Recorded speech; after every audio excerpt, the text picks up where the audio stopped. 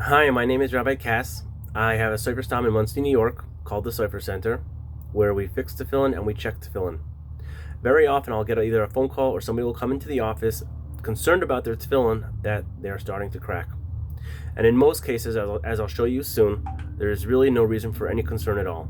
Let me show you what the concerns are. The first concern is, as you can see in the front of the tefillin, there's 3 cracks over here starting to develop.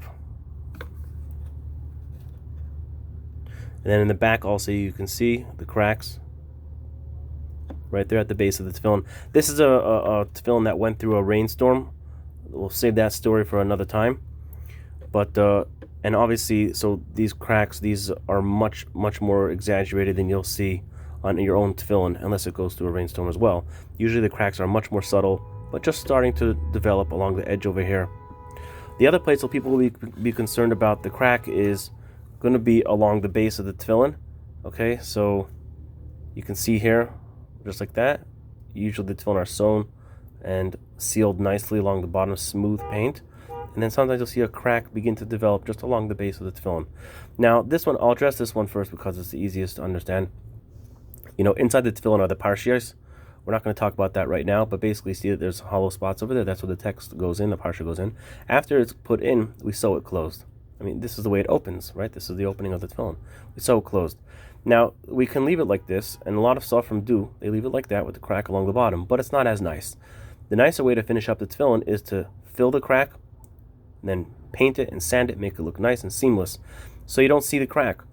And then what happens after a period of time, the tefillin gets a little older, maybe it starts to pull a little bit away, and then the crack, instead of being nicely sealed, it starts to open a little bit. That does not make the tefillin puzzle. The tefillin are 100% kosher. If you don't like the sight of the crack, bring it into the office.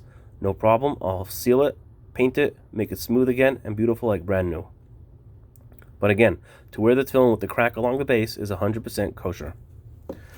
These cracks too, if you understand the way the tefillin are made, you'll see that there's really no reason for concern. These cracks do not mean that there's a hole in your tefillin.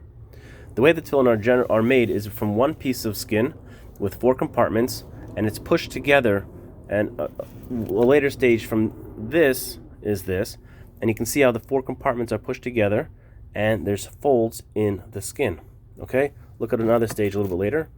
Those folds are now right here. The almost looks like a little lightning strike. That's the folds in the leather, and it's glued into place and it holds it together. Otherwise the tefillin will just unfold, right? Now what happens is we fill these cracks with glue, and when we sand it and we make it smooth and we paint it black, this is what the tefillin looks like before it's painted.